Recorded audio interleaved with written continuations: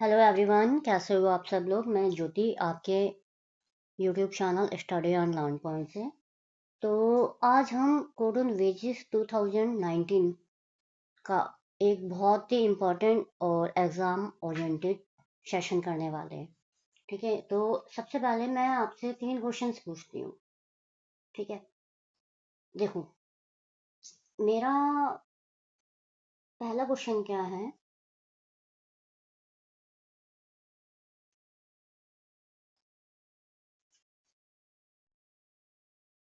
अगर मैं आपसे पूछूं, क्या इंस्पेक्टर का काम सिर्फ पनिशमेंट देना होता है या हेल्प करना? और अगर एम्प्लॉय को सैलरी नहीं मिलती तो वो कोर्ट जाएगा या किसी अथॉरिटी के पास? अब एक और सवाल है, गवर्नमेंट मिनिमम वेज फिक्स करने से पहले किसकी एडवाइस लेती है और क्या वो एडवाइस बाइंडिंग होती है या नहीं? अगर आपको यहाँ थोड़ी सी भी कंफ्यूजन है तो आज हम समझेंगे कोड ऑन वेजेस का चैप्टर नंबर 5, नेक्स्ट लेक्चर में चैप्टर नंबर 6 और उसके बाद चैप्टर नंबर 7 के लिए 7 के एमसीक्यूज जो आपके एग्जाम के लिए बहुत इंपॉर्टेंट होंगे, क्योंकि इन्हीं चैप्टर से यूपीएससी,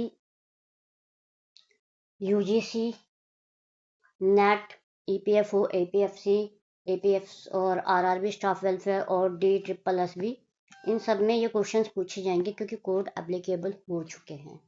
ठीक है, आरआरबी के सिलेबस में कोड ऑन वेजेस का न्यू लेबर कोड का सिलेबस नहीं दिया है। फिर भी मैं एक बार कहूँगी कि आप ये एमसीक्यूज जरूर देख लेना। अगर एक दो क्वेश्चंस भी आ गया तो आपको ही पता है कि आरआरबी में कितनी कम पोजीशंस है, हर जोन में एक दो पोजीशंस हैं। तो आपका कोई क्वेश्चन स्किप ना हो, इसलिए मैं ये लेक्चर बना रही हूँ। और अगर आपको लेक्चर अच्छे लगते हैं तो आप लेक्चर को फॉरवर्ड करना, ठीक है, और लाइक करना, और अगर चैनल पर न्यू हो तो सब्सक्राइब करना। तो चलो अब हम अपना लेक्चर देखते हैं। आज का हमारा लेक्चर क्या कहता है। ठीक है, तो चलो देखते हैं। Question number 1, central advisory board consist of how many state government representative? इसमें ये पूछ रहा है कि सेंट्रल एडवाइजरी बोर्ड में स्टेट के कितने रिप्रेजेंटेटिव होते हैं। ठीक है, स्टेट के कितने रिप्रेजेंटेटिव होते हैं, 3, 4, 5 और equal to number of state. तो इसमें ये होते हैं 5। ठीक है, इसका आंसर है 5। देखो यहाँ पे क्या पूछा गया है कि सेंट्रल एडवाइजरी बोर्ड में स्टेट गवर्नमेंट के रिप्रेजेंटेटिव कितने होंगे। कोड ऑन वेजेस का सेक्शन नंबर 42 सब क्लोज 1 सब क्लोज डी, ठीक है, कहता है कि सेंट्रल एडवाइजरी बोर्ड में स्टेट गवर्नमेंट के 5 रिप्रेजेंटेटिव होंगे। एग्जाम्पल, सोचो भारत में कितने स्टेट है, 28 स्टेट है। ठीक है, जैसे ये एग्जाम्पल है कि भारत में 28 स्टेट है, लेकिन सेंट्रल एडवाइजरी बोर्ड में हर स्टेट से एक रिप्रेजेंटेटिव नहीं होता, हर स्टेट से नहीं होता, बल्कि टोटल 5 स्टेट से रिप्रेजेंटेटिव होते हैं जो अदर स्टेट को भी रिप्रेजेंट करते हैं। ठीक है, और अब देखते हैं हमारा क्वेश्चन नंबर 2। क्वेश्चन नंबर 2 क्या कहता है। ये लेक्चर छोटे होंगे क्योंकि मैं चैप्टर वाइज करवा रही हूँ, तो मैंने ज़्यादा एमसीक्यूज नहीं रखे हैं। ठीक है, पर मैं समझाऊंगी बहुत अच्छे से। Question number 2, independent member in advisory board shall not exceed. अब ये पूछ रहा है कि इंडिपेंडेंट मेंबर, एडवाइजरी बोर्ड में कुछ मेंबर इंडिपेंडेंट होते हैं, ठीक है, तो वो कितने से ज़्यादा नहीं होने चाहिए। तो इसका आंसर है 1/3। 1/3 से ज़्यादा इंडिपेंडेंट मेंबर नहीं होने चाहिए। देखो, एडवाइजरी बोर्ड में कुछ मेंबर इंडिपेंडेंट होते हैं जो ना तो एम्प्लॉयर की साइड से होते हैं, ठीक है, और ना ही एम्प्लॉयर की साइड से होते हैं। वो इंडिपेंडेंट ही होते हैं, मतलब ना तो इसकी साइड से होंगे ना इसकी साइड से होंगे। ठीक है, और ये कौन हो सकते हैं, जैसे कोई रिटायर्ड जज हो गया आपका, ये इंडिपेंडेंट मेंबर हो सकता है। रिटायर्ड जज हो गया, या किसी फील्ड का एक्सपर्ट मेंबर हो गया, वो आपका इंडिपेंडेंट मेंबर बन सकता है। कितने होते हैं, 1/3 होते हैं। एग्जाम्पल ले लो कि एक बोर्ड में 30 मेंबर हैं, तो 30 का 1/3 कितना हो गया, 30 का 1/3 कितना हो गया, 10। तो उसमें जो इंडिपेंडेंट मेंबर होंगे वो 10 होंगे, 11 या 12 होंगे तो वो वैलिड नहीं होगा। ठीक है, और ये इंडिपेंडेंट मेंबर किस लिए बनाए जाते हैं, ताकि एम्प्लॉयर और एम्प्लॉय की दोनों की साइड का बैलेंस बना रहे। अब देखते हैं हमारा question number 3। Question number 3, minimum women representation in advisory board. Advisory board में वुमेन का मिनिमम रिप्रेजेंटेशन कितना होना चाहिए, तो वो भी होता है 1/3। ठीक है, 1/3 होता है। तो किस में कौन सा सेक्शन कहता है, कोड ऑन वेजेस में क्या है ना, कोड ऑन वेजेस में जेंडर रिप्रेजेंटेशन को इम्पोर्टेंस देता है। ठीक है, इसलिए एडवाइजरी बोर्ड में जो मेंबर का मिनिमम कोटा फिक्स किया गया है वो किया गया है 1/3। ठीक है, section 42 subclause 2 and section 42 subclause 7 के अकॉर्डिंग बोर्ड में कम से कम 1/3 मेंबर तो होने चाहिए। और अगर बोर्ड में एग्जांपल ले लो, अगर बोर्ड में 21 मेंबर हैं, ठीक है, तो 21 मेंबर हैं तो इसमें 7 मेंबर वुमेन होनी चाहिए। ऐसा नहीं है कि आप 4 वुमेन रख लोगे। अगर 4 वुमेन हैं, 21 टोटल 21 मेंबर है और आपने 4 वुमेन रख ली या 5 रख ली या 6 रख ली, तो वो कोड के अगेंस्ट माना जाएगा। 1/3 मतलब 1/3 ही होनी चाहिए। 21 का 1/3 हो गया 7। ये एक एग्जाम्पल है। ठीक है, अब देखते हैं हमारा next question, question 4। Question number 4 क्या कहता है, chairperson of central advisory board shall be. देखो, ये कह रहा है कि सेंट्रल एडवाइजरी बोर्ड का चेयरपर्सन कौन होगा। एम्प्लॉय रिप्रेजेंटेटिव की तरफ से होगा, एम्प्लॉय की तरफ से होगा, इंडिपेंडेंट पर्सन होगा, या स्टेट गवर्नमेंट नॉमिनी होगा, या स्टेट ने जो नॉमिनेट किया है वो होगा। तो ये होता है option number C, independent person इसका आंसर है। अब इसमें क्या होता है, चेयरपर्सन बोर्ड का ना एक हेड होता है, इसलिए उसका न्यूट्रल होना बहुत जरूरी है, मतलब इंडिपेंडेंट होना बहुत जरूरी है। ठीक है, देखो, अगर चेयरपर्सन सिर्फ एम्प्लॉयर का रिप्रेजेंटेटिव होगा या एम्प्लॉय का होगा, तो दोनों तरफ से वो डिसीजन बायस ले सकता है। तो ऐसा ना हो, इनका बैलेंस करने के लिए जो चेयरपर्सन बनता है ना, वो इंडिपेंडेंट पर्सन को बनाते हैं, ताकि दोनों पार्टियों का इंटरेस्ट बैलेंस हो सके। और ये किस सेक्शन में कहा गया है, सेक्शन 42 सब क्लॉज 2। अब देखते हैं हमारा नेक्स्ट क्वेश्चन। नेक्स्ट क्वेश्चन है हमारा 5, state advisory board is constitute by. State advisory board कौन कॉन्स्टिट्यूट करता है, ठीक है, कौन बनाता है।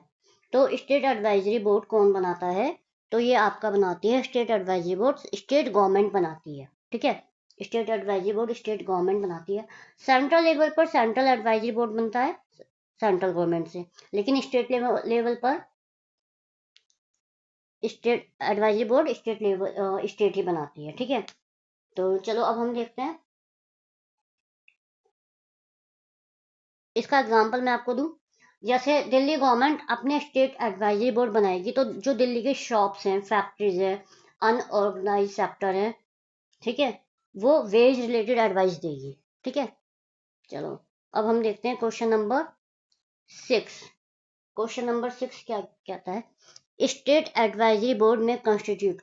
स्टेट एडवाइजरी बोर्ड क्या क्या कॉन्स्टिट्यूट कर सकता है, मतलब क्या क्या बना सकता है। Labour court, committee, sub committee, wage tribunal या इंस्पेक्टोरेट। तो वो कमेटी और सब कमेटी बना सकता है state advisory board, committee and sub committee. देखो, कभी कभी ना कभी कभी क्या होता है, स्पेसिफिक सब्जेक्ट पर डिटेल स्टडी के लिए छोटे छोटे ग्रुप बनाने पड़ते हैं। तो सेक्शन 42 सब क्लोज 5 क्या कहता है, सेक्शन 42 सब क्लोज 5 कहता है कि स्टेट एडवाइजरी बोर्ड कमेटी या सब कमेटी बना सकती है जो पर्टिकुलर इशू, जैसे आपका वुमेन एम्प्लॉयमेंट हो गया, सेक्टर वाइज वेजेस पर काम करना हो गया, तो ये बना सकते हैं। अब आप एक एग्जांपल ले लो, ठीक है, एक एग्जांपल देती हूँ। जैसे अगर स्टेट को कंस्ट्रक्शन वर्कर की वेज कंडीशन पर रिपोर्ट चाहिए, ठीक है, तो बोर्ड क्या करेगी, एक सब कमेटी बनाकर डाटा कलेक्ट करवा लेगी। आई होप आपको ये क्वेश्चन क्लियर होगा। अब देखते हैं हमारा क्वेश्चन नंबर 7। क्वेश्चन नंबर 7 क्या कहता है, equal representation principle apply to. Equal representation principle कहाँ पर अप्लाई होता है, तो ये अप्लाई होता है एम्प्लॉयर एंड एम्प्लॉयज पे, इक्वल रिप्रेजेंटेशन। देखो, कोड ये इंश्योर करता है कि बोर्ड में एम्प्लॉयर और एम्प्लॉय का बराबर कंट्रीब्यूशन हो, एम्प्लॉयर का भी बराबर कंट्रीब्यूशन हो, एम्प्लॉय का भी कंट्रीब्यूशन हो।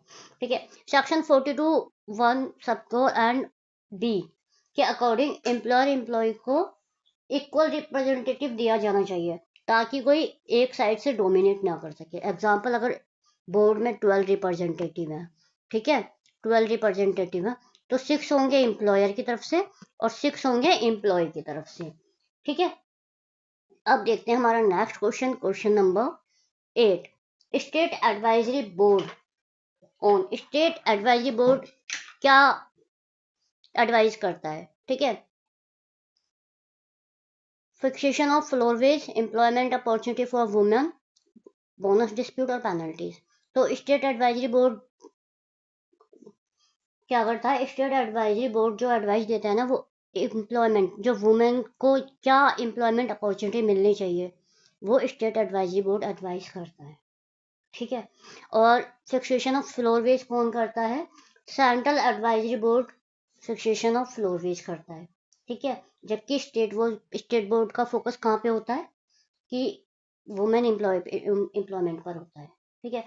अब देखो एग्जांपल लो, बोर्ड रिकमेंड कर सकता है कि वुमेन के लिए नाइट शिफ्ट में एक्स्ट्रा सेफ्टी प्रोविजन हो या फ्लेक्सिबल आवर से उनकी पार्टिसिपेशन बढ़ सके, ये बोर्ड फिक्स कर सकता है स्टेट, वुमेन से रिलेटेड, ठीक है।